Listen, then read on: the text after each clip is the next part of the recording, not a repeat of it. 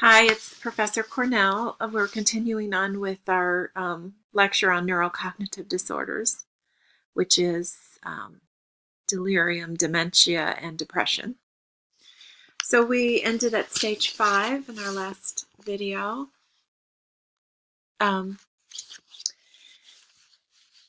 So stage 6 this is often the stage where people need to be institutionalized because families can no longer cope with them at home. And the reason is that they require a lot more assistance with their daily living and often are incontinent. They can't sleep. They're wandering, having some behavioral problems, aggression and agitation, obsessions, and sundowning, which is when signs and symptoms increase with at night. Stage 7 is the end stage. This is where patients are often immobile. They start having mobility problems. They may be wheelchair or bed confined, contracted with muscle rigidity. They're totally unaware of where they are, not recognizing their family. And often at the end, or often they'll be aphasic. They won't have communication anymore or ability to talk anyway. Of course, they'll still have communication. But they may lose their appetites and have difficulty swallowing, losing weight also.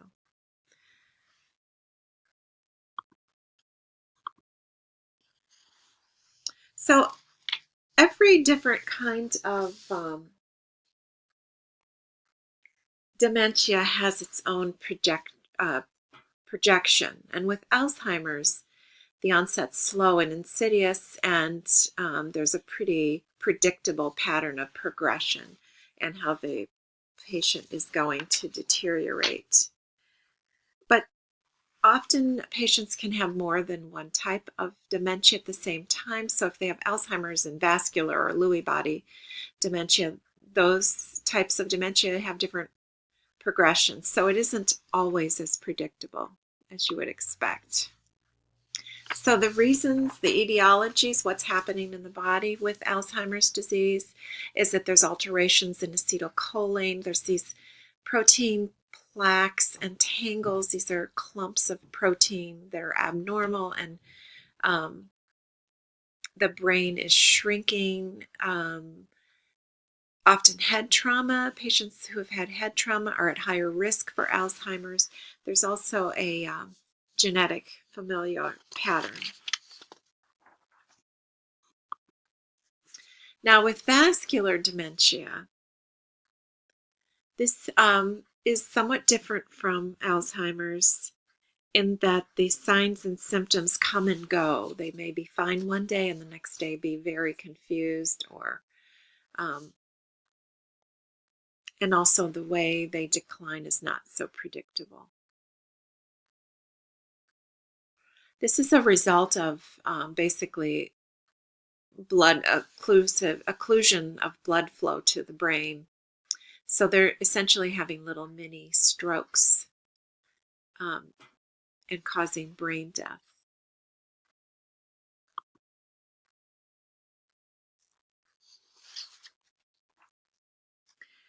Sometimes with them you may see neuromuscular symptoms first before you see the memory deficits.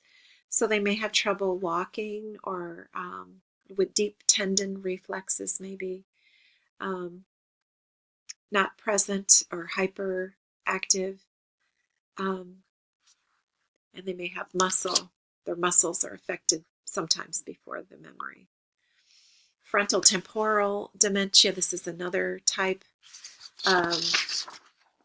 For some reason that's really not understood yet, the frontal and temporal lobes of the brain shrink. These patients also differ. They look different from Alzheimer's and vascular dementias. They'll often have personality and behavioral changes.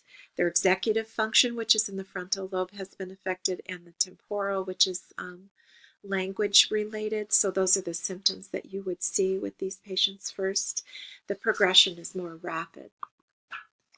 Now, with traumatic brain injuries, they may also have dementia, and it often depends on how severe the injury was and where it took place, how much of the brain tissue is involved.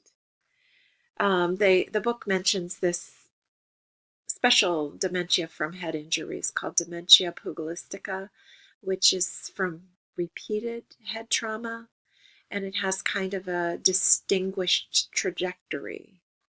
So a distinguished looking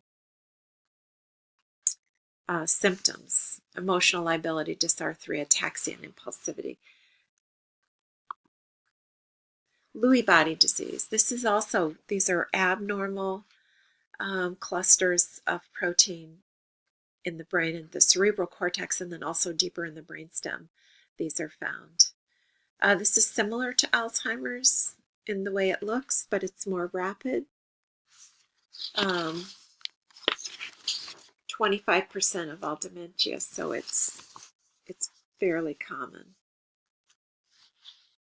These patients may have more visual and hallucinations than Alzheimer's, and often they look a little bit like Parkinson's or people with Parkinson's may also have Lewy bodies.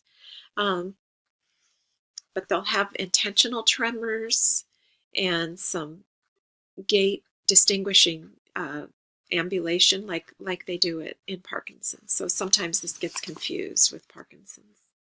These patients are very sensitive to antipsychotic medication, which we're going to talk about in a minute. So you want to be very cautious if the patient's put on resveratrol or one of those medications. Now, 60% of patients who are diagnosed with Parkinson's also develop dementia.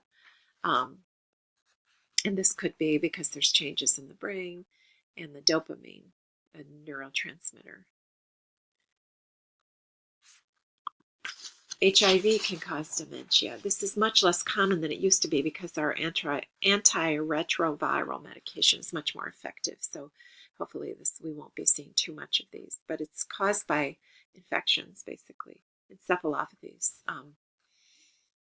from opportunistic organisms. Substance-induced dementia.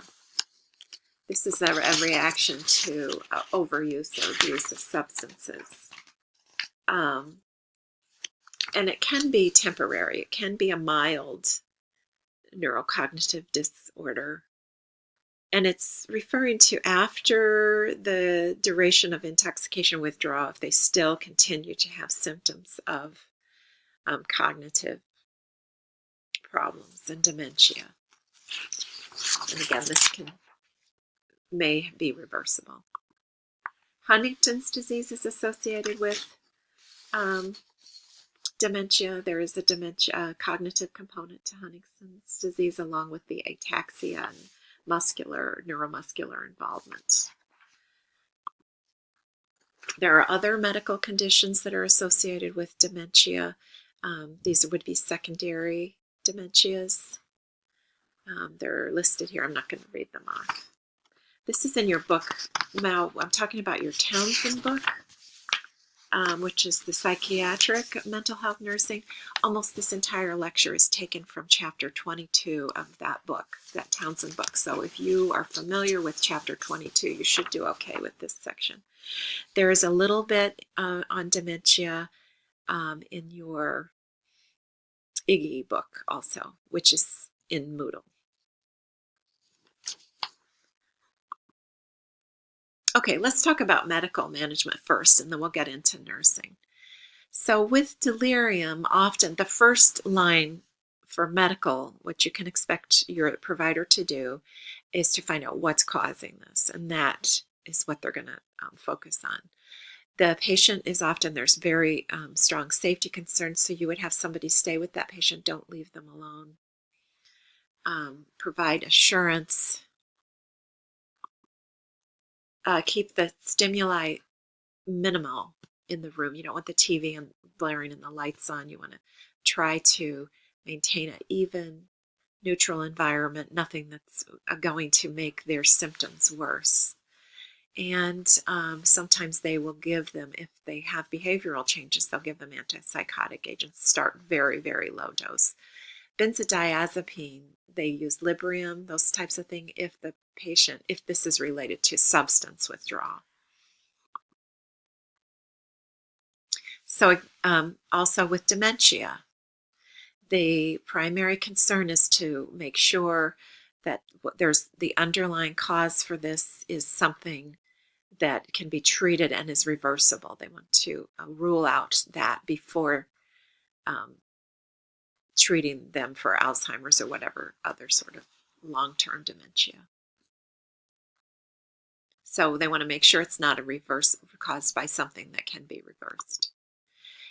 You can expect laboratory. These are some of the laboratories. They're going to rule out infection, kidney and liver problems, diabetes, if they might be having some sort of a hypoglycemic reaction, if they have electrolyte imbalance. So you can expect them to do blood work that's associated with these to rule out these conditions first.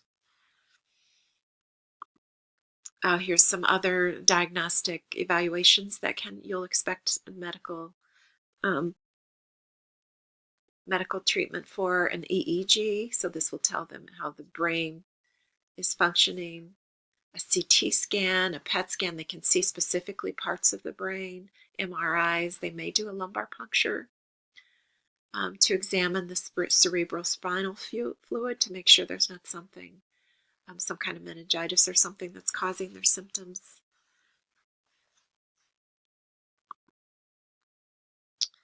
So for medication, there's basically 4 different types of medication that they use for dementia. So this is to manage symptoms for people who have long-term irreversible dementia.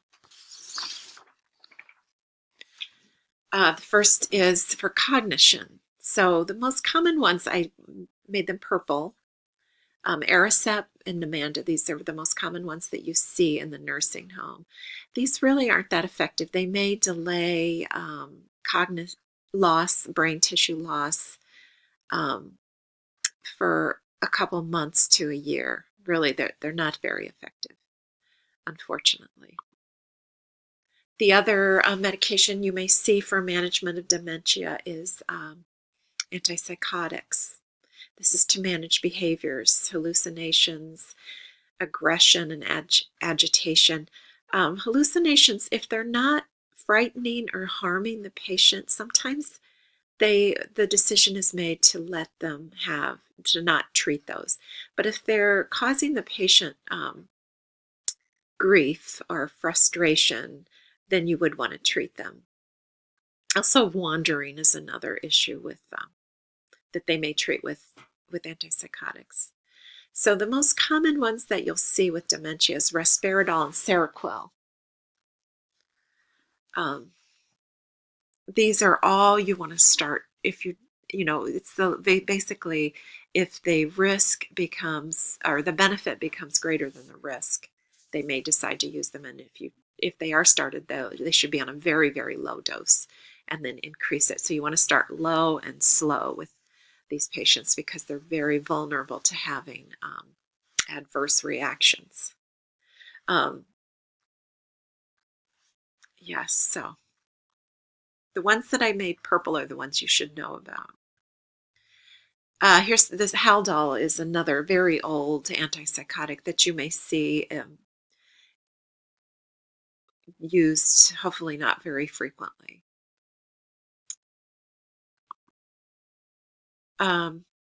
Anxiety is the other thing that patients with dementia sometimes need to be treated for. Most common one is Ativan. Librium, you'll see if they have like a delirium or a short term from withdrawing from alcohol or substances. Xanax, you may see some, but Ativan's probably the most common one, and it's only to be given PRN in very, very low doses if you need to. Sleep disturbances.